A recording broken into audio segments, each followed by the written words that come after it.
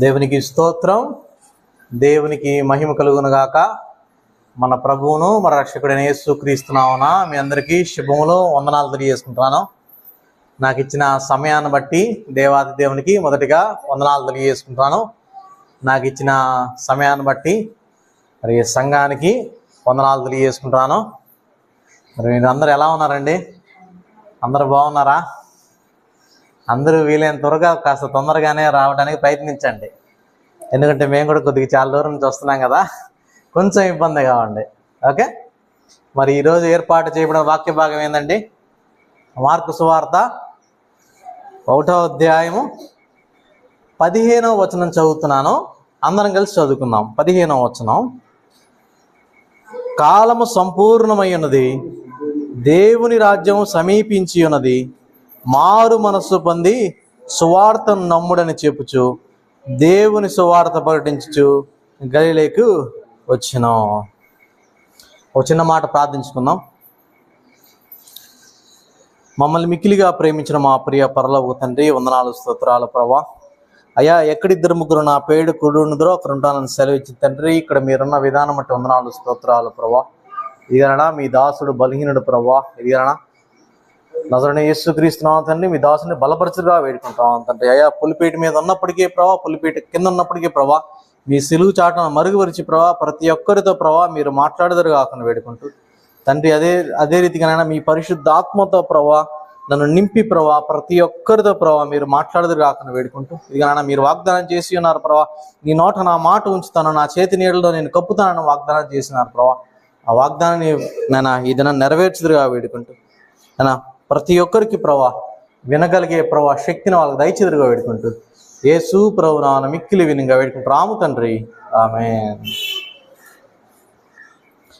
15వ వచనంలో ఏం రాయబడి ఉందంటే, కాలము సంపూర్ణమైనది, దేవుని రాజ్యం సమీపించి ఉన్నది, మారు మనస్సు పొంది సువార్తను నమ్ముడి. కాలము సంపూర్ణమై ఉన్నది. యూదులు ప్రార్థించేవాళ్ళు, ఇశ్రాయేలీలు ప్రార్థించేవాళ్ళు, మెస్సయ్యా ఎక్కడా, మెస్సయ్యా ఎక్కడా, ఎప్పుడు వస్తాడు మెస్సయ్య, ఎప్పుడు వస్తాడు మెస్సయ్య అని చెప్పి ఎదురు చూసేవాళ్ళు. కానీ కాలము సంపూర్ణమైనప్పుడు మనుష్య కుమారుడు ప్రత్యక్షమాయను. ఇశ్రాయేల్ భాషలో చెప్పాలంటే కాలము సంపూర్ణమైనప్పుడు మెస్సయ్య ప్రత్యక్షమాయను. ఏమండి? మన భాషలో చెప్పాలంటే కాలము సంపూర్ణమైనప్పుడు యేసుక్రీస్తు వారు ప్రత్యక్షమాయను. ఏమండి? ఇదిగో ఇశ్రాయేల్ ప్రజలారా, నేనే మీ మెస్సయ్యను, ఇదిగో మీ వద్దకు వచ్చి ఉన్నాను అంటే ఇశ్రాయేల్ ప్రజలు, నువ్వు మెస్సయ్య కాదు, నువ్వు మెస్సయ్య కాదు, నువ్వు మాకు వద్దు అని అనేసారండి. ఏమండి? నువ్వు మెస్సయ్య అయితే నీ చేతిలో ఖడ్గమేది? నువ్వు మెస్సయ్య అయితే నీ తలకి కిరీటం ఏది? నువ్వు మెస్సయ్య అయితే నీకు కోట ఉండాలి కదా, కోట ఏది? నువ్వు మెస్సయ్య అయితే నీకు సైన్యం ఏది? రథాలేవి, గుర్రాలేవి? నువ్వు మెస్సయ్యవి కాదు, నువ్వు మాకు వద్దు అనేసారండి. బైబిల్లో బాప్తీసు ఇచ్చి యోహాను అంటారు, తన శిష్యులు పంపిస్తారు యేసు ప్రభు వాళ్ళ దగ్గరికి. ఏమని అడగమనంటే, రాబోవాడవు నీవేనా, లేకపోతే మరి ఒక వ్యక్తి కోసం మేము కనిపెట్టుకోవాలా అంటే, రాబో మెస్సయ్యవి నీవేనా, లేకపోతే ఇంకొక వ్యక్తి ఎవరైనా ఉన్నారా అని అడిగినప్పుడు యేసు ప్రభువు వారు బహు గంభీరమైన సమాధానం ఇస్తారు. ఏంటంటే, గుడ్డివారు చూచుచున్నారు, మూగవారు మాట్లాడుచున్నారు, చెవిటివారు వినుచున్నారు, కుంటివారు నడుచుచున్నారు, కుష్టివారు శుద్ధులగుచున్నారు, మరణించిన వారు లేపబడుతున్నారు, బంధింపబడిన వారికి విడుదల, నలిగిన హృదయమునకు విముక్తి, చెరలోనున్న వారికి విడుదల. ఏమండి? మెస్సయ్యకి ఈ విధంగా ఉంటాడని యెషయా గ్రంథంలో ఈ విధమైన క్వాలిటీస్ ఉన్నాయని చెప్పి వ్రాయబడి ఉన్నాయి. అదే కోట్ చేస్తున్నాడు యేసు ప్రభువుల వారు. యేసు ప్రభువుల వారు ఈ భూమి మీద ఉన్నప్పుడు అనేక మందిని స్వస్థపరిచాడు. అది గుడ్డివారినైతేనేమి, చెవిటి వారినైతేనేమి, మూగవారినైతేనేమి, కుష్టి వారినైతేనేమి, కుంటి వారినైతేనేమి. ఏమండి, కొంతమంది మరణించిన వారిని కూడా తిరిగి లేపారు. ఎవరైనా ఒక వ్యక్తి పేరు చెప్పండి, యేసు ప్రభువుల వారు మరణించిన వ్యక్తిని తిరిగి లేపిన వ్యక్తిని. లాజరు బయటికి రా అనగానే లాజరు బయటికి వస్తారు. మరణించిన వారిని లేపిన దేవుడు.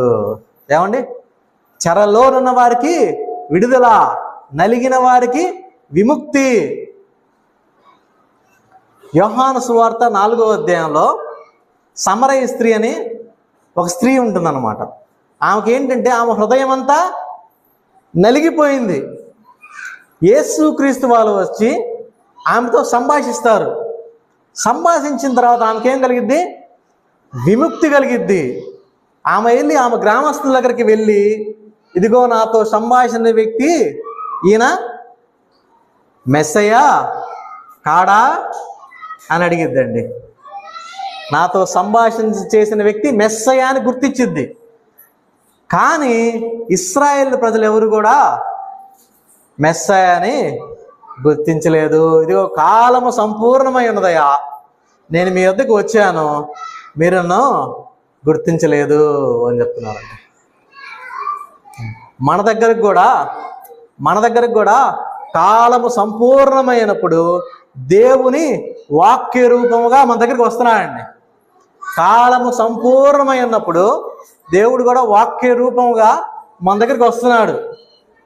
ఇదిగో ప్రజలారా నా వద్దకు రండి అంటే, నాకు వద్దు, నేను రాను, నాకు వద్దు అనేస్తున్నామండి యేసు ప్రభుని.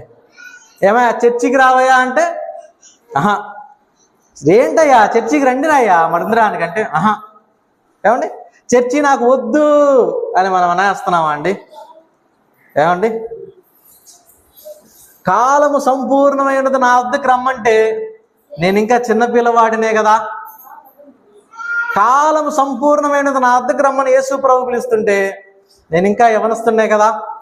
కాలము సంపూర్ణమైనదని యేసు ప్రభు నా వద్దకు రమ్మని పిలుస్తుంటే నేను ఇంకా వివాహం అవ్వలేదు, ఏమండి పిల్లలు పుట్టలేదు, ఉద్యోగాలు ఇంకా రాలేదు, మీరు చెప్పినట్టు మాకు వేరే పనులు ఉన్నాయి అన్నట్లు రావట్లేదండి. ఏమండి రకరకాల సాకులు. ఏమండి కానీ బైబిల్లో ఏం చెప్తుందంటే, మీరు సమ్మని పోనీయక, పోయిన వారం కూడా చెప్పుకున్నాం, అజ్ఞానుల వలె కాక జ్ఞానుల వలె నడుచుకోవాలి. ఏమండి చిన్నపిల్లలు వింటున్నారా? ఇటు తిరగండి, ఇటు కూర్చో, సరిగ్గా కూర్చోండి. యేసయ్యకి చిన్నపిల్లలు అంటే బాగా ఇష్టం. చాలామంది ఏం చేస్తారంటే చిన్నపిల్లల్ని యేసు ప్రభు వద్దకి రానివ్వట్లేదు. పరలోక రాజ్యము ఈలాంటి వారిదే అంటున్నారు. చిన్నపిల్లల్ని తీసుకున్నాండి. యవన కాలంలో కాడి మోయట నరునికి కీడ, నరునికి మేలు. పాప కాడి మోసింది చాలు, యవన కాలంలో దేవుని కాడిని మోయండి. ఏమండి మధ్య వయసులో ఉన్న వారికి కూడా జ్ఞానవంతుడు తన ఇల్లు కట్టును, మూర్ఖుడంట తన చేతులతో ఓడ పెరుగుతుంది. ఏమండి మీరు ఏ కాలాల్లో ఉన్నారు? కొంతమంది వృద్ధాప్యంలో కూడా ఉన్నారు, అమ్మమ్మ వృద్ధాప్యంలో ఉన్నారు. ఏమండి ముదిమి వచ్చే వరకు ఎత్తుకొని వాడను నేనే, చంక పెట్టిన కాపాడువాడను నేనే. ఏమండి కాలము సంపూర్ణమై ఉన్నప్పుడు యేసు పొలవలుగా వారు వాక్య రూపంగా మన దగ్గరికి వచ్చినప్పుడు నీవు మాకు వద్దు అని అనకూడదు. ఈ బైబిల్ ఎవరికండి? ఈ బైబిల్ ఎవరికి? చిన్నపిల్లలుగా, యవనస్తులుగా, మధ్య వయసులుగా, అందరికీ. Very good. బైబిల్లో ఏం రాయబడుతుందంటే, యోహాను రాసిన మొదటి పత్రిక 2వ అధ్యాయంలో జస్ట్ ఇలా చూడండి. యోహాను రాసిన మొదటి పత్రిక 2వ అధ్యాయం 12వ వచనం.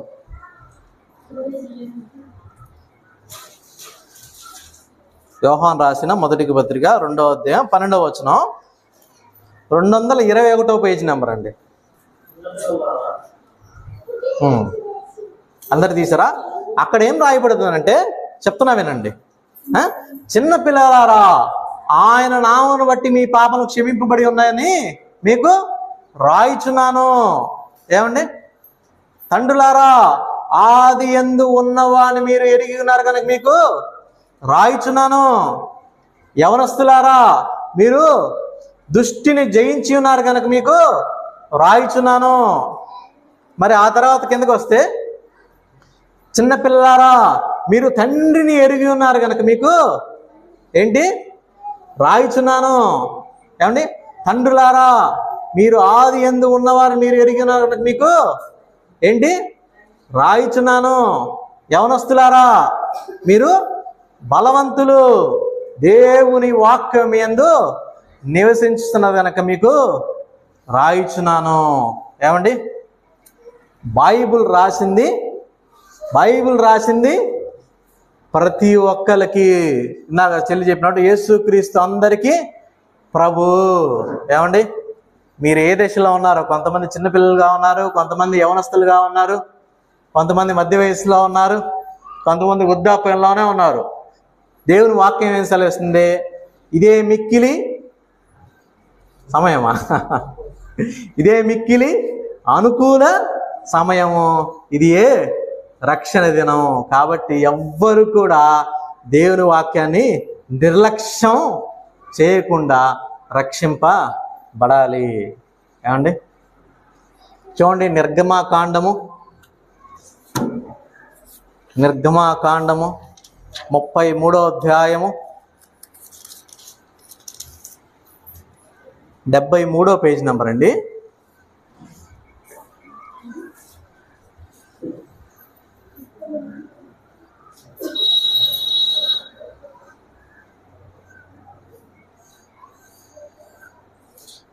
ముప్పై 33వ అధ్యాయం 3వ వచనం చిన్నగా చదవండి. 3వ వచనం చదివండి అండి. మీరు రోబడి నల్లని ప్రజలు గనుక నేను మీతో కూడా రాను, త్రోవలో మిమ్మను సంహరించదనేమో అని మోషేతో చెప్పాను. చదవండి. దుఃఖించిరి, ఎవడును ఆభరణమును ధరించుకొనలేదు. చాలండి. ఇక్కడ ఏం రాయబడిందంటే, మోషే గారు ఇశ్రాయేలీల్ని ఐగుప్తు దేశం నుంచి ఎక్కడికి తీసుకొస్తున్నారు? కానాను దేశము తీసుకొస్తున్నారు. మార్గ మధ్యంలో వాళ్ళు దేవుడైన యెహోవాని విసిగిస్తున్నారు. మోషే నేను మీతో రాను, మీరు విసిగిస్తున్నారు, మీరు రోబడని ప్రజలు, నేను మీతో రాను, ఇంక వీళ్ళు నువ్వే తీసుకెళ్ళిపో, నేను రాను అంటే, సరే దేవా నువ్వు రావు కదా, నేను వెళ్ళిపోతాంలే అన్నాడా? చూడండి, 15వ వచనంలో ఏం రాయబడిందంటే, మోషే నీ సన్నిధి రాని ఎడల ఇక్కడ నుండి మమ్మల్ని తోడుకొని పోకుము. దేవా నీ సన్నిధి కనుక మాతో రాని ఎడల మమ్మల్ని తోడుకొని వెళ్ళొద్దయ్యా, వెళ్ళొద్దయ్యా, దయచేసి నీవు మాతో ఉండాలయ్యా అంటున్నాండి. ఇక్కడున్న చిన్నపిల్లల్ని యేసునామమున ప్రేమిస్తూ చెప్తున్నా, యేసు ప్రభు యొక్క సన్నిధి లేకుండా మీ జీవితాన్ని ముందుకు కొనసాగించవద్దు. ఇక్కడున్న యవనస్తులు యేసునామమున బతిమిలాడుతున్నా, యేసు ప్రభు యొక్క సన్నిధి లేకుండా మీ జీవితాన్ని ముందుకు కొనసాగించవద్దు. ఇక్కడున్న మధ్య వయసులు కానీ వృద్ధాప్యంలో ఉన్నవారిని కానీ యేసునామమున బతిమిలాడుతున్నా, యేసు ప్రభు యొక్క సన్నిధి లేకుండా మీ జీవితాన్ని ముందుకు కొనసాగించవద్దు. ఎందుకంటే ఈ దినములు చెడ్డవి. ఈ సంఘంలో ఉన్న ప్రతి ఒక్కరు కూడా యేసు యొక్క సన్నిధి లేకుండా ఈ మందిరం యొక్క ఆవరణం కూడా దాటివేయొద్దు. ఎందుకంటే ఇది మిక్కిలి అనుకూల సమయము, ఇది రక్షణ దినం. యేసు ప్రభువు వారు వాక్య రూపంగా మీ వద్దకు వచ్చి కాలము సంపూర్ణమై ఉన్నదని చెప్తున్నారు. ఆయన వద్దకి రమ్మంటున్నారు. మీరు ఓహో మాకు వద్దు అని అనకండి. మీ సన్నిధి నాకు కావాలయ్యా అని అడగండి. ఏమండి, అడుగుతారా? అడుగుతారా? ఒక పాట ఏమైనా పాడదామా నీ సన్నిధి మీద? ఏమండి, ఒక పాట లాస్ట్ వీక్ పాడాము, రాజా నీ సన్నిధిలో నేను ఉంటానయ్యా అని. ఇంకో పాట ఇంకేమన్నా నాతో రావాలయ్యా, నాతో కావాలని నాకు పాట ఉంటుంది. ఏ పాట అది? నీవే నాతో వస్తే దిగులు నాకుండదు అనే పాట ఉంటుంది కదండి. ఏ పాట అది? దిగులు నాకుండదు నీవే కావాలయ్యా, నాతో రావాలయ్యా, నీవే కావాలయ్యా, నాతో రావాలయ్యా, యేసు నీవే. కందరపాడకాయ్యా, నాతో కూడా రావాలయ్యా. ఏ తీర్మానం ఇది పాడాలి. అలయ్యా, నాతో కూడా రావాలయ్యా, ఘనుడా నీ దివ్య సన్నిధి నన్ను ఆదుకొనే నా పెన్నిది, ఘనుడా నీ దివ్య సన్నిధి నన్ను ఆదుకొనే నా పెన్నిది, నీవే కావాలయ్యా, మాతో రావాలయ్యా, నీవే కావాలయ్యా, మాతో రావాలయ్యా, యేసు నీవే కావాలయ్యా, మాతో కూడా రావాలయ్యా. ఏమిటండి? కాలము సంపూర్ణమైనది, దేవుని రాజ్యము సమీపించి ఉన్నది, మారు మనస్సు పొంది సువార్తను నమ్ముడి. మారు మనస్సు పొందుడి. యేసు ప్రభుల వారు ఎప్పుడు చెప్పినా కానీ మారు మనస్సు పొందమనే చెప్తుంటారండి. ఏమండి, యేసయ్య కులం మార్చుకోమని, మతం మార్చుకోమని, ప్రాంతం మార్చుకోమని చెప్పట్లేదండి. యేసు ప్రభుల వారు ఎప్పుడు కూడా మనస్సు మార్చుకోమని చెప్తున్నారండి. ఏమండి, బాప్తీసు ఇచ్చి యోహాను గారి బోధ కూడా అదే. మీరు పాప క్షమాపణ నిమిత్తం మీరు మారు మనస్సు పొందండి అంటారండి. ఏమండి, పేతురు గారు కూడా అదే చెప్తారు, మీరు మారు మనస్సు పొందండి అని. అపోస్తలుడైన పౌలు గారు కూడా చెప్తారు, మీరు మారు మనస్సు పొందండి అని. చూడండి, అపోస్తల కార్యం 17వ వచనం, 17వ అధ్యాయము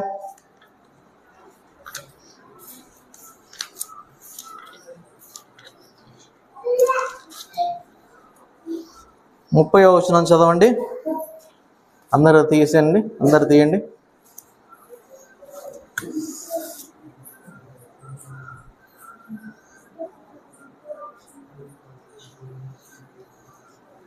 చదువుతారా ఎవరైనా? ఆ అజ్ఞాన కాలమును దేవుడు చూచి చూడనట్టుగా ఉండెను. ఇప్పుడైతే అంతటను అందరూ మారు మనస్సు పొందవాలని మనుషులను ఆజ్ఞాపించుతున్నాడు. ఏం పొందాలని? మారు మనస్సు పొందవాలని ఆజ్ఞాపించుతున్నాడు. స్టార్టింగ్లో ఒక మాట ఉంది కదా, ఆ అజ్ఞాన కాలమందు. అజ్ఞాన కాలం అంటే కాలము సంపూర్తి కాక ముందు, యేసు ప్రభు ఎవరో కూడా తెలియని రోజులలో దేవుడు ఏం చేస్తున్నాడు?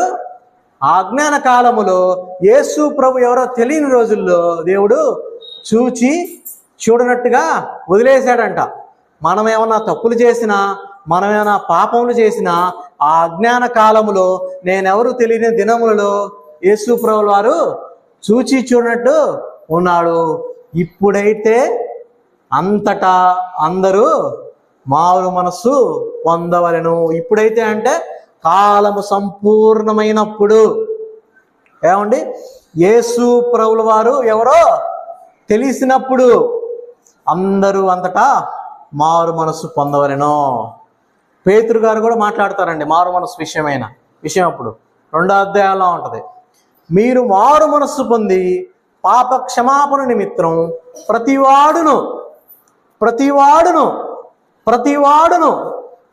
ఒక్కరును ఏమండి యేసు క్రీస్తు నామున బాప్తిసం పొందుడి, అప్పుడు పరిశుద్ధాత్మ అనువరము మీరు పొందుదురు. ఎంతమంది మీలో బాప్తిసం తీసుకున్నారు? చేతులు ఎత్తారా?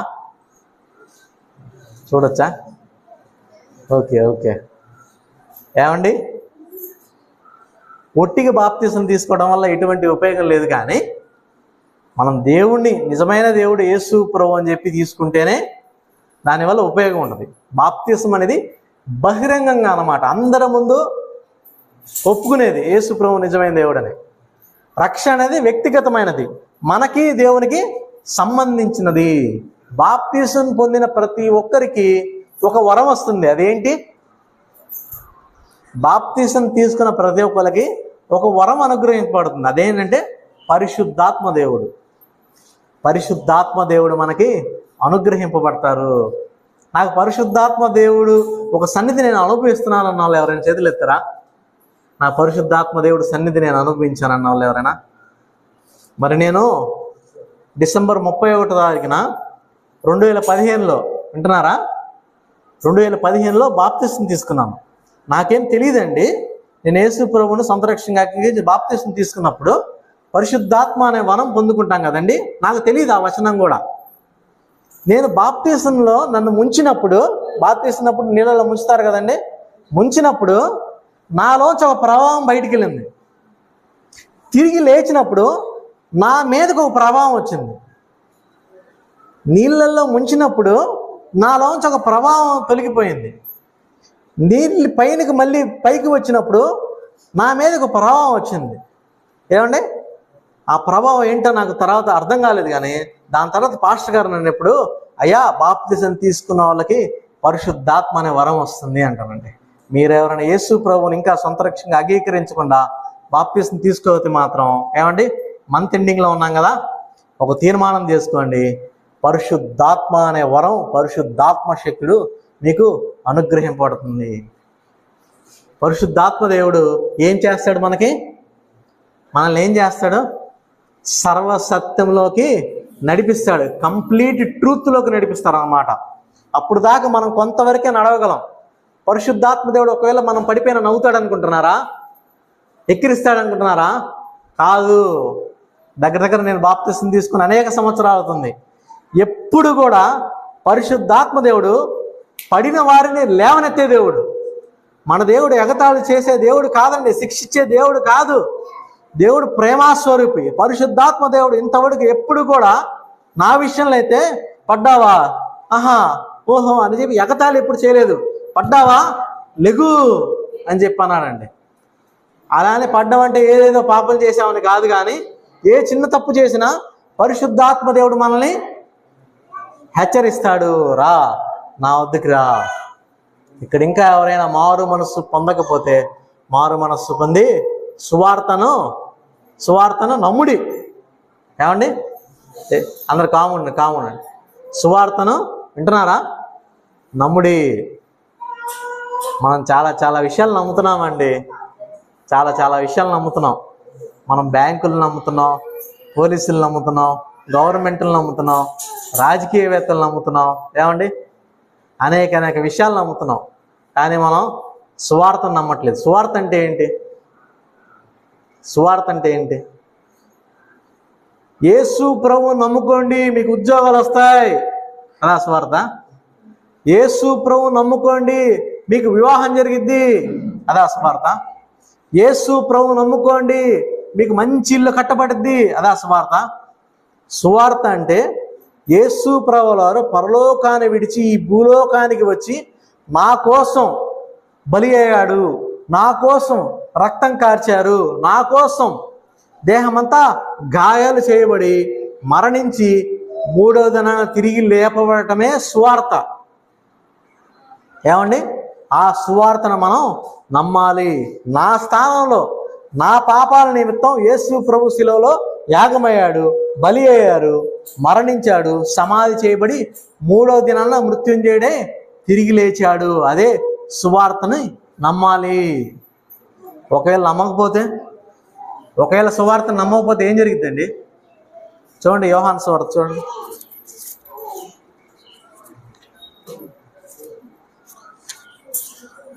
యోహాను సువార్త 8వ అధ్యాయము 88వ పేజీ నెంబర్ అండి.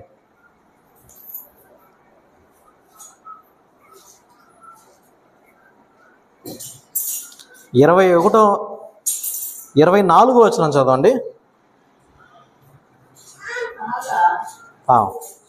అందరు తీసారమ్మా? చదవండి. కాగా మీ పాపములోనే నుండి మీతో చనిపోదునని మీతో చెప్పినని నేను ఆయనను, జాగ్రత్తగా చదవండి, నేను ఆయనని మీరు విశ్వసించని ఎడల మీరు మీ పాపములోనే ఉండి చనిపోవుదని వారితో చెప్పాను. మీరు సువార్తను గనక నమ్మకపోతే, నేనే మీకోసం శిలువ బలియాగమయ్యానని మీరు నమ్మకపోతే మీరు మీ పాపములోనే ఉండి చనిపోవుదురు. యేసయ్య స్టేట్మెంట్ అండి. యేసయ్య స్టేట్మెంట్ అన్నమాట. దాన్ని ఏది చేయడానికి లేదు. మీరు గనక నా యొక్క శిలువ యాగం గనక మీరు విశ్వసించకపోతే మీరు మీ పాపములోనే ఉంటారు, మీరు పరలోక రాజ్యానికి వారసులు అవ్వరు. కాబట్టి ఏం చేయాలి? మనం సువార్తను నమ్మాలి. ఏమండి? కాలము సంపూర్ణమైనది, దేవుని రాజ్యము సమీపించినది, మారు మనస్సు పొంది సువార్తను నమ్ముడి. మధ్యలో ఒక మాట మర్చిపోయాం. దేవుని రాజ్యం సమీపించి ఉన్నది. ఏంటి దేవుని రాజ్యం అంటే? దేవుని రాజ్యం అంటే ఏంటండి? యేసయ్య ఎక్కడ ఉంటే అదే దేవుని రాజ్యం, అదే పరలోకం. యేసయ్య లేని స్థలం నిత్య నరకమే. ఏమండి? దేవుని రాజ్యం అంటే ఎక్కడ ఇద్దరు నా నామం పేడకూడదురో అక్కడ ఉంటాలని సెలవిచ్చిన దేవుడు ఇక్కడ ఉన్నాడు. ఇదే దేవుని రాజ్యం. ఏమండి? మీరందరూ చాలా ఆదివారాలు రాకుండా పనులకు వెళ్తున్నారండి. ఏమండి? దేవుని వాక్యం ఏం సెలవిస్తుందంటే, మొదట నా రాజ్యాన్ని, నా నీతిని మొదట వెతకండి, అప్పుడు నేను మీకు సమస్తము అనుగ్రహిస్తాను. దేవుని రాజ్యాన్ని వెతకాలి. మరి అదేవిధంగా దేవుని రాజ్యం అంటే భోజనము పానము కాదు, నీతియు సమాధానమును పరిశుద్ధాత్మ యందలి ఆనందమునై ఉన్నది. ఏమండి? ఈ లోకంలో ఉన్నదంతా నీతి కాదు, అవినీతి. ఈ లోకంలో ఉన్నది నిజమైన ఆనందం కాదు, ముసిరి పండంతా చేదే. ఈ లోకమంతా కలవరాలతో నిండిపోయింది.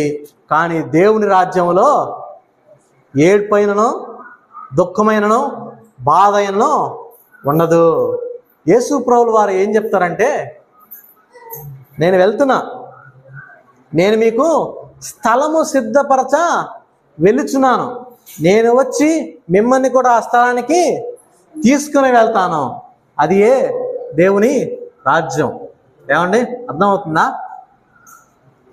రెండవ రాకడలో యేసు ప్రభువుల వారు మేఘారూఢుడై వచ్చినప్పుడు తన ప్రజల్ని తీసుకెళ్తాడు. ఎక్కడికి? దేవుని రాజ్యానికి, పరలోక రాజ్యానికి. చూద్దామా రెండవ రాకడ సూచనలు ఒకసారి చూద్దాం. దేవుని రాజ్యం దగ్గర పడుతుందానికి సూచనలు చూద్దాం. చూడండి, మత్తయి సువార్త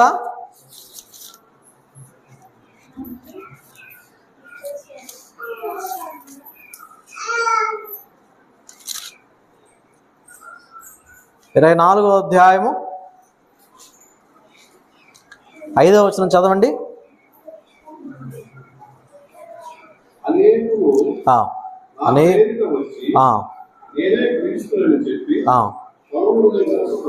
అనేకులు, చూడండి, అనేకులు నా పేరిట వచ్చి నేనే క్రీస్తునని చెప్పి పరువుని మోసపరిచెదరు. ఏంటంటే అనేకులు వచ్చి ఏం చెప్తారంటే, నేనే క్రీస్తుని, నేనే క్రీస్తుని, నేనే క్రీస్తునని చెప్తున్నానంట. ఇప్పుడు ద్వారా బైబిల్ పండితుల యొక్క అభిప్రాయాల ప్రకారం ఇప్పటి వరకు ప్రపంచంలో సుమారు 2000 మంది అఫీషియల్గా నేనే క్రీస్తునని ప్రకటించుకున్నారంట. అఫీషియల్గా ఇప్పుడు దాకా సుమారు 2000 మంది నేనే క్రీస్తునని చెప్పి ప్రకటించుకున్నారంట. ఈ మధ్య యూట్యూబ్లో కూడా ఒక వీడియో వైరల్ అవుతుంది. హైదరాబాద్లోనే ఒక స్త్రీ, ఒక ఆమె తెలుగులో మాట్లాడుతుందామా, తెలుగులో మాట్లాడే ఆమె ఏముంటుందంటే నేనే క్రీస్తుని అంటుందామా. ఆమె ఏముంటుందంటే నేనే క్రీస్తుని అంటుంది. మనం ఏమంటాం? ఏసే మార్గము, ఏసే సత్యము, ఏసే జీవం అంటాం కదా.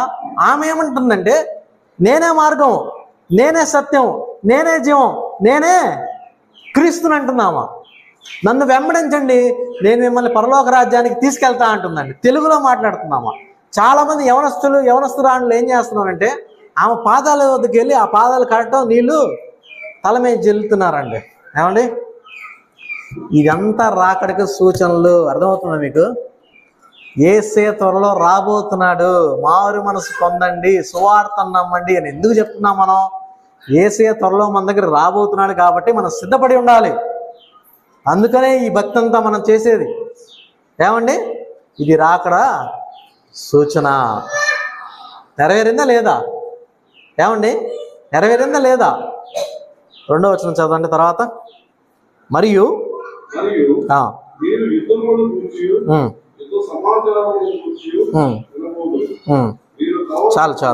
మీరు యుద్ధములను గురించి, యుద్ధ సమాచారాలను గురించి మీరు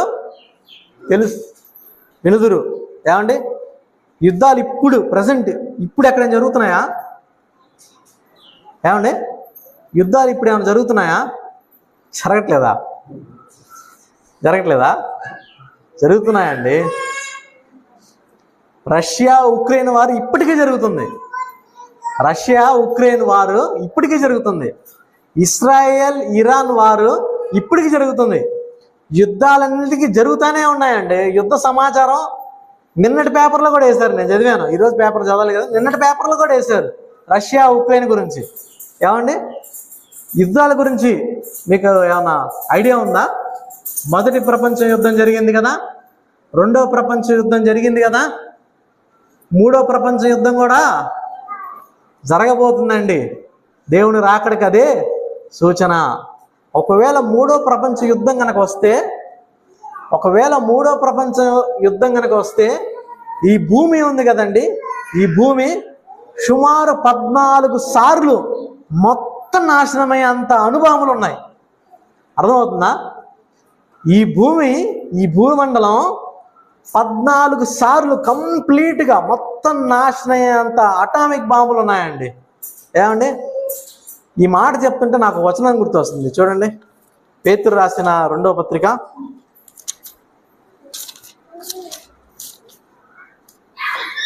219వ పేజ్ నెంబర్ అండి, 3వ అధ్యాయం 7వ వచనం. కొత్త నిబంధనలో 3వ అధ్యాయం 7వ వచనం.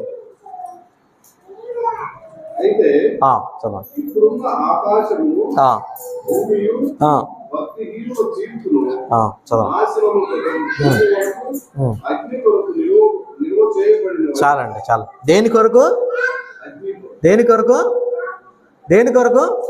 అగ్ని కొరకు నిల్వ చేయబడినది. యేసు ప్రభుల వారు మొట్టమొదటిసారిగా ఈ భూలోకాన్ని, మనుషుల్ని నాశనం చేశారు. ఏ విధంగా? నోహు ఓడలో గుర్తుంది కదండి. నోహు ఓడలో దేవుడు ఏం చేస్తాడు? అందరినీ నీటి ద్వారా నాశనం చేస్తారు. అయితే ఈ అంత్య దినాలలో అగ్నితో నాశనం చేయబోతున్నారు. ఇది రాకడకు సూచన. యుద్ధం గురించి సమాచారాలు వింటున్నారు కదా, వినట్లేదా మీరు? వినట్లేదా యుద్ధం గురించి సమాచారాలు? దయచేసి పేపర్ చదవండి. ఒక చేత్తో పేపరు, ఒక చేత్తో బైబిల్ ఉన్నానని చెప్పారు ఒక దైవజనుడు, కాబట్టి పేపర్ చదవండి. తర్వాత 7వ వచనం. జనము మీదికి జనం, రాజ్యం మీదికి రాజ్యము లేచును. ఏమంట? జనం మీదికి జనం, రాజ్యం మీదికి రాజ్యము లేచును. ఏమండి, కులపరంగా, మతపరంగా, ప్రాంతపరంగా, ఏమండి, భాషపరంగా, ఏమండి, రంగు పరంగా జనం మీదకి జనము, రాజ్యం మీదకి రాజ్యాలు లెగుస్తున్నాయి. ఏమండి, మీ అందరికీ స్కూల్స్లో, హాస్టల్స్లో ఉన్నాయా ప్రాబ్లమ్స్? జనం మీదకి జనం లెగుస్తారు.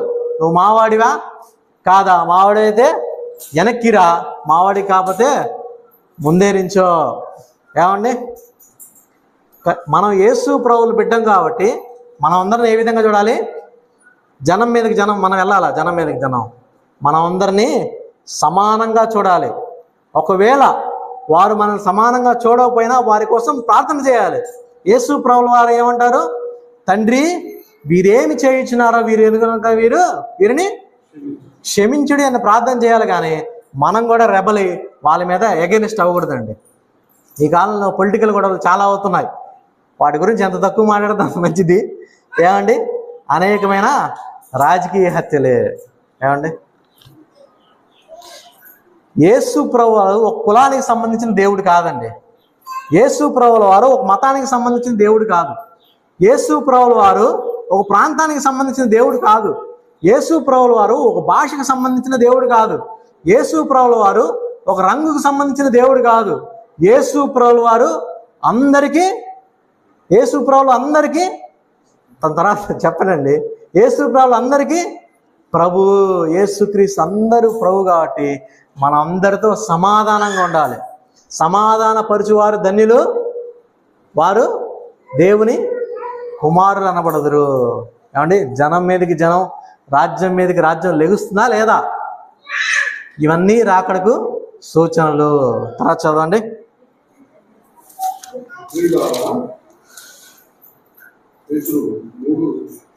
కాదు కదండి, 24వ పేజీ నెంబరు, 24వ అధ్యాయం మత్తయి సువార్త 8వ వచనం చదువు. అక్కడక్కడ చాలండి. ఇవన్నీ దేనికి సూచనలండి? నాకు ఏమంటే చెప్తారా?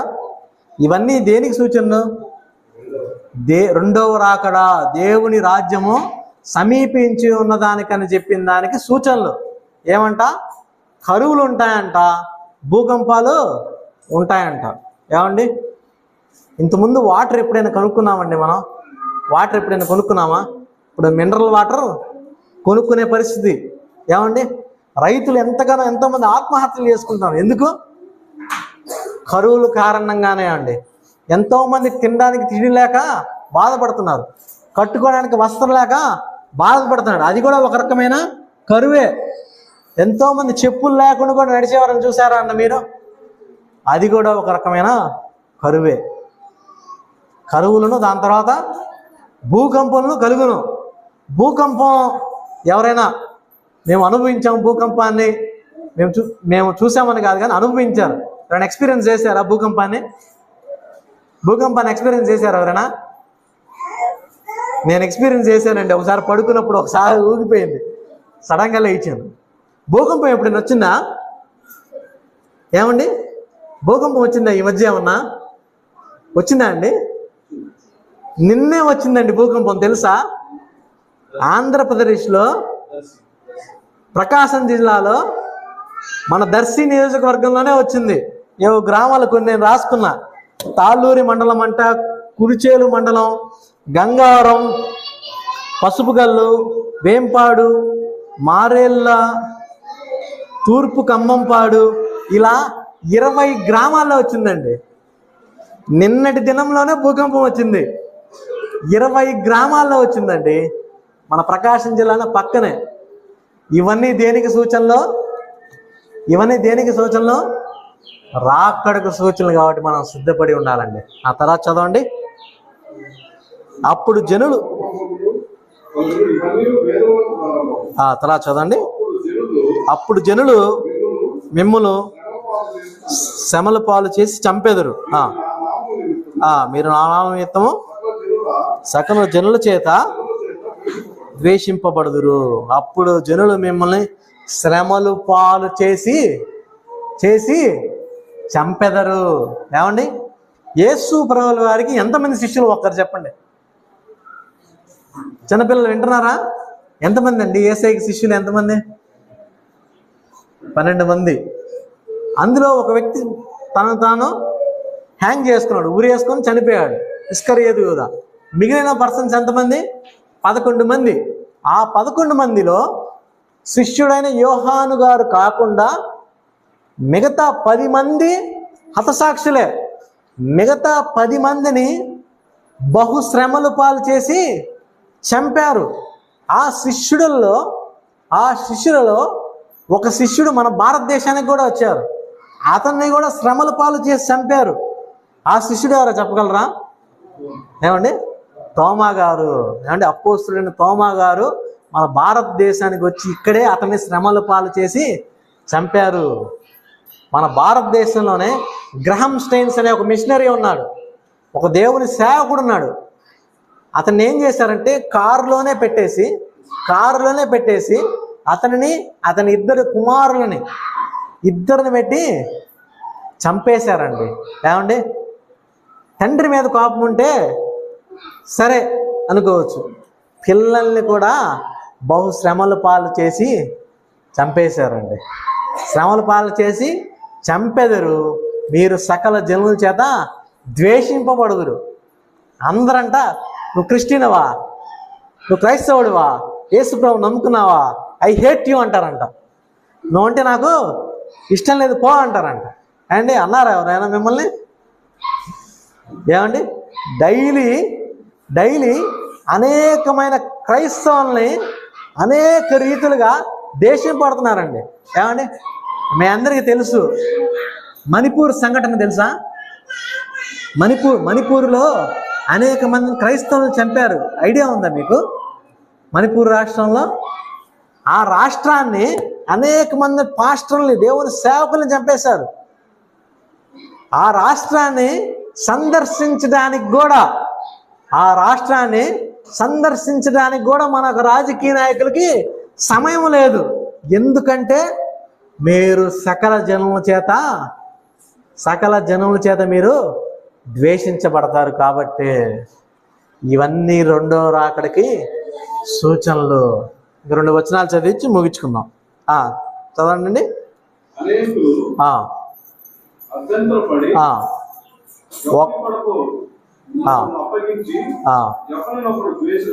ఒకరినొకడు ద్వేషించును. ప్రపంచంలో ఏముందండి? ప్రేమ ఉందా, ద్వేషం ఉందా? ఒక మాటలో చెప్పండి. ప్రపంచంలో ఎక్కడ చూసినా ద్వేషమే. తర్వాత చదవండి. అనేకులైన మీరు అబద్ధ ప్రవక్త అనే మాట విన్నారండి ఎప్పుడైనా? అబద్ధ ప్రవక్త అనే మాట విన్నారా? ఇతను దేవుని సేవకుడు సరిగ్గా లేరని విన్నారా మీరు? ఏమండి? నేను కూడా సేవకులను ఎవరిని అంతగా విమర్శించిన కానండి. ఎవరైతే యేసు ప్రభువు వారు పరలోకానికి నుంచి భూలోకానికి రాలేదు అనే వ్యక్తే అబద్ధ ప్రవక్త. ఆ వ్యక్తి ఆ రీతిగా బోధించాడంటే ఆ వ్యక్తి అబద్ధ ప్రవక్త. ఎవరైతే యేసు ప్రభు పరలోకానికి విడిచి భూలోకానికి రాలేదు అని ఏ వ్యక్తి అయితే అంటారో, యోహాను సువార్త 3వ పత్రికలో ఉంటుంది, యోహాను రాసిన 3వ పత్రికలో ఉంటుంది, ఆ వ్యక్తి క్రీస్తు విరోధి అని రాయబడుతుంటుందండి. ఏమండి? అబద్ధ ప్రవక్త. అది ఒకటి. రెండవది ఏంటంటే అబద్ధ ప్రవక్త అంటే జాగ్రత్తగా వినండి. అబద్ధ ప్రవక్త అంటే ఏంటంటే ఎవరి వద్ద అయితే ఆత్మ ఫలాలు ఉండవో ఆ వ్యక్తి అబద్ధ ప్రవక్త. ఆత్మ ఫలాలు ఏంటండి? ఆత్మ ఫలాలు ఉన్నాయి కదండి గలతీ పత్రికలో. ఏమున్నాయి? ప్రేమ, సంతోషం, సమాధానం, దీర్ఘశాంతం, దయాళత్వం, మంచితనం, విశ్వాసం, సాత్వికం, ఆశా నిగ్రహం, ఆత్మ ఫలం. ఇవన్నీ ఏ వ్యక్తిలో అయితే లేవో అతను అబద్ధ ప్రవక్త. బాగా వాక్చాతుర్యం ఉంది, బాగా మాట్లాడుతున్నాడు, మెసేజ్లు భలే చెప్తున్నాడు అనేది కాదండి. దేవుడు చూసేది అది కాదు. ఎంత వాక్యానుసారంగా ఆత్మల ఫలం కలిగి జీవిస్తున్నాడే అని. ఆత్మవరాలు చూసి మోసపోవద్దు, ఆత్మ ఫలాలు చూడాలి. ఏమండి? అనేకమైన అబద్ధ ప్రవక్తలు ఈనాడు చూస్తున్నామండి. ఏమండి? దేవుని కోసం రోషంగా చూసిన వ్యక్తులు ఎక్కువ మందిని చూసారా? దేవుని కోసం అబద్ధంగా బ్రతికే మనుషులు ఎక్కువ మంది చూసారా అంటే ఈ కాలంలో దేవునికి సమర్పించుకొని రోషంగా బ్రతికే సేవకులు మనం చూడలేకపోతున్నాం. ఎందుకంటే ఇది రాకడకు సూచన. తర్వాత చదవండి.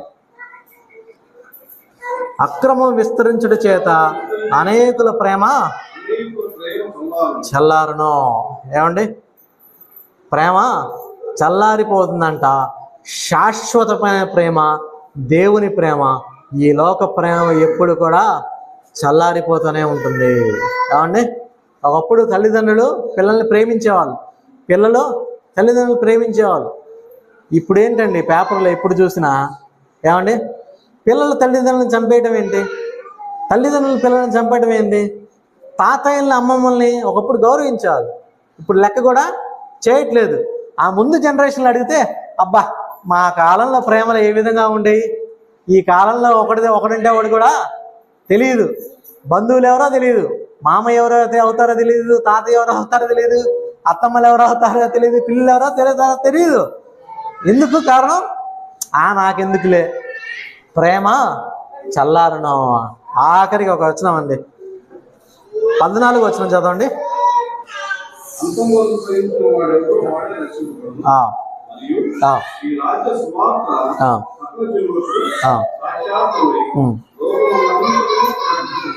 ఈ రాజ్య సువార్త సకల జనములకు సాక్షార్థమై లోకమందంతటన ప్రకటింపబడును.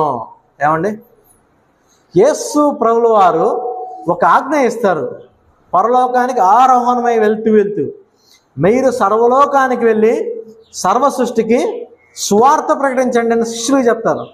శిష్యుల తర్వాత అనేక మంది బయలుదేరతారు. మనకి ఎన్ని ఖండాలు ఉన్నాయండి, ఎన్ని కాంటినెంట్స్ ఉన్నాయి ప్రపంచంలో? ఎన్ని ఖండాలు ఉన్నాయి? 7 ఖండాలకు అన్నిటికీ వ్యాపిస్తారు. వారందరూ ఓరల్గా చెప్తారు, నోటి ద్వారా చెప్తారు. ఈ మధ్య కరపత్రాలు ఇస్తున్నారు, ఆ తర్వాత రేడియోలు వచ్చాయి. తమ్ముడు కరపత్రాలు ఇస్తారు, తమ్ముడు డానీ. ఆ తర్వాత రేడియోలో వచ్చాయి, ఆ తర్వాత టీవీలు వచ్చినాయి, టీవీలో ఎప్పుడు చూసినా వాక్యమే. ఆ తర్వాత సోషల్ మీడియా వచ్చింది, యూట్యూబ్, ఫేస్బుక్, వాట్సాప్ ఓపెన్ చేసి, వాట్సాప్ ఉందా మీకు? వాట్సాప్ ఓపెన్ చేస్తే ఎవరు స్టేటస్ చూసినా దేవుని వాక్యమే. దేవుని పెట్టలేదు, దేవుని స్టేటస్ పెట్టుకుంటారు. ఏమండి, కొంతమంది మరీ విడ్డూరం. ఒక సైడ్ ఏమో దేవుని వాక్యం పెడతారు, ఇంకో పక్కనేమో సినిమా పాటలు పెడతారు. అదేంటి నాకు అర్థం కాదు. ఏమండి, ఎక్కడ చూసినా దేవుని వాక్యం అనేది విత్తబడుతూనే ఉంది. ఎక్కడ ఆగబడలేదు. సంపూర్ణంగా వాక్యం విత్తబడిన తర్వాత ఏం జరుగుతుందంటే ఆ తరువాత అంతము వచ్చును. అండి, ఇప్పటికిప్పుడు అంతం కనుక వచ్చేస్తే మన పరిస్థితి ఏంటండి? చూడండి, 13వ వచనంలో ఒక వచనం రాయబడి ఉంది, అంతం వరకు సహించిన వాడు వాడే రక్షింపబడతాడు. అంతం వరకు సహించాలి. ఏమండి, చాలామంది ఇంక అసలు మొదలే పెట్టలేదు ఆధ్యాత్మిక జీవితం. నేను మొదలు పెట్టాను అన్న వాళ్ళు చేతులు ఎత్తండి. దేవుని కోసం బతకాలని నేను నిర్ణయించుకున్నాను అన్న వాళ్ళు చేతులు ఎత్తండి. ఉన్నారండి? సరే, మనసులో అన్న చేతి ఎత్తండి. ఏముంది, చాలామంది అసలు యేసు ప్రభు కోసం నేను బతుకుతాను అని తీర్మానం లేకుండా ఆధ్యాత్మిక జీవితమే మొదలు పెట్టలేదు. కొంతమంది మొదలు పెట్టారు కానీ ఏమైందంటే మాధ్య మార్గంలో తొలగిపోయారు. బైబిల్లో దేమా అనే ఒక వ్యక్తి ఉంటాడు. ఆ దేమా అనే ఒక వ్యక్తి ఏంటంటే మంచిగా మొదలు పెడతారు కానీ చివరికి వెనుదిరిగి వెళ్ళిపోతారు. ఇస్కరియోతు యూదా గారు కూడా మంచిగా వెళ్తారు కానీ చివరికి ఉరిపెట్టుకొని చనిపోతారు. అంతము వటుకు సహించిన వాడే, భరించిన వాడే, ఏమండి, చివరి దాకా యేసు ప్రభువు ఒక మాట విన్నవాడే రక్షింపబడను. లేకపోతే రక్షణ అనేది లేదు. మీరు ముందు దయచేసి కాలం సంపూర్ణమైనది, దేవుని రాజ్యం సమీపించినది, మారు మనసు పొంది సువార్తను నమ్ముడి అని చెప్పినప్పుడు మీరేం చేయాలా? ఇట్లాంటి ప్రసంగాలు వినలేదులే అనుకోవాలా? లేదు, ఒక అడుగు మీరు ప్రయత్నం చేయండి, దేవుని సువార్తను నమ్మండి. ఒక అడుగు ముందుకు ఇనిషియేటివ్ తీసుకొని వేయడానికే పొద్దు నుంచి ఇక్కడ దాకా వచ్చింది. నాదేముందిలేండి, యేసు పరలోకానికి విడిచి భూలోకానికి వచ్చింది. మీరు యేసు ప్రభుని తెలుసుకోవడానికే. మాదేముంది, పొద్దు నుంచి వచ్చాం, యేసయ్య పరలోకానికి నుంచి వచ్చారు కానీ ఏమండి? ముందు మొదలు పెట్టండి. ఒకవేళ మీరు మొదలుపెట్టి ఆగిపోయి ఉంటే, మళ్ళీ ప్రయత్నించండి. ఆగకుండా సాగిపోవాలి. మనం చిన్న చిన్న అవరోధాలు ఎదురవుతుంటాయి, అపవాది ఏదో ఒకటి చేస్తుంటాడండి ఆధ్యాత్మిక జీవితంలో. అంతేగాని పడిపోయాను అని చెప్పి అక్కడే ఉండొద్దు, ముందుకు కొనసాగించండి. కొంతమంది బాగా పరిగెడుతుంటారు. మీరు ఆ రీతిగానే పరిగెత్తండి. అంతం వరకు యేసు ప్రభుని గట్టిగా పట్టుకోండి. చూడండి, 2 వచనాలు చూసి ముగించుకుందాం. ప్రకటన గ్రంథంలో ఒక మాట చదువుదాం.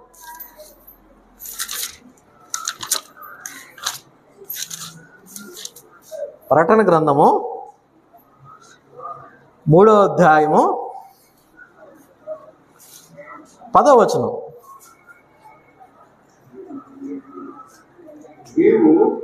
అందరు తీశారండి? చదవండి. గైకొంటివి కనుక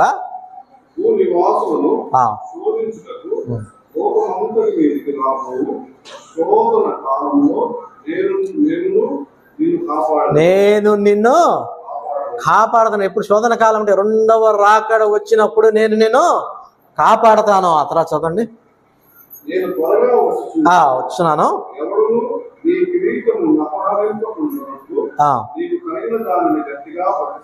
ఏమండి? నీకు కలిగిన దానిని. వీరికి ఏమి కలిగి ఉన్నారు? వీరిక్కడ ఏమి కలిగి ఉన్నారు? యేసు ప్రభువు వారిని కలిగిన దానిని కలిగి ఉన్నారు. దానిని మనం గట్టిగా పట్టుకుంది. ఏమండి? ఒక చేత్తో లోకాన్ని, ఒక చేత్తో యేసు ప్రభుని గట్టిగా పట్టుకుందామంటే కుదరదండి. లేదు, లోకాన్ని నేను గట్టిగా పట్టుకొని ఉంటాను అంటానికి కుదరండి. నాకు కుదిరినప్పుడు లోకాన్ని పట్టుకుంటాను, నాకు కుదిరినప్పుడు యేసు ప్రభువుని పట్టుకుంటా అంటే కుదరదంట. ఒక వ్యక్తి ధనవంతుడు లాజరు స్టోరీ చదువుతున్నాడంట. ధనవంతుడిలాగా అవ్వాలనుకుంటున్నావా, లాజరు లాగా అవ్వాలనుకుంటున్నావా అని కోరుకున్నాడంట.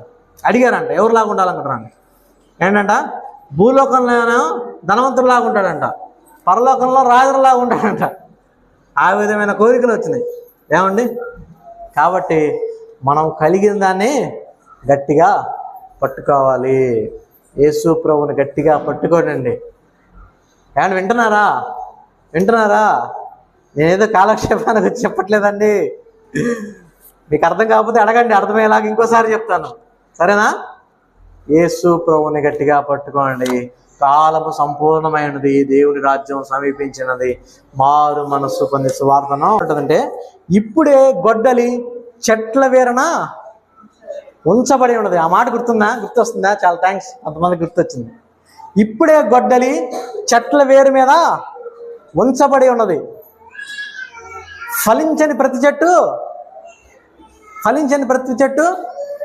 కొట్టివేయబడదు. ఎక్కడ ఉంచబడి ఉన్నది? గొడ్డలి చెట్ల వేరు మీద ఉంచబడి ఉన్నది. ఆకులు చెట్టుకి రాలిపోయినా పర్లేదు. ఏమండి? ఆకులు చెట్టుకి రాలిపోయినా పర్లేదు, కొమ్మలు నరికేసినా పర్వాలేదు, కానీ వేరే ఆ ఒక్క చెట్టుకి ప్రాణం. ఏమండి? మన ప్రాణం గనక యేసు ప్రభువు వారు ఈ వ్యక్తి ఫలించట్లేదు అని తీసివేస్తే మాత్రం మనం ఎక్కడికి వెళ్తాం? నిత్య నరకానికి. ఒకవేళ ఈ వ్యక్తి బహుగా ఫలించాలని చెప్పి మనం దేవుడు ఉంచి ఒకవేళ మనం మరణించినా వెళ్ళేది పరలోక రాజ్యానికి. మన యొక్క వేరు ఫలించే ఒక ధన్యత పరిశుద్ధాత్మ దేవుడు మనందరికీ కలుగు చేయను గాక. ప్రార్థించుకుందాం. అందరూ తలవంచినట్లయితే ప్రార్థించుకుందాం.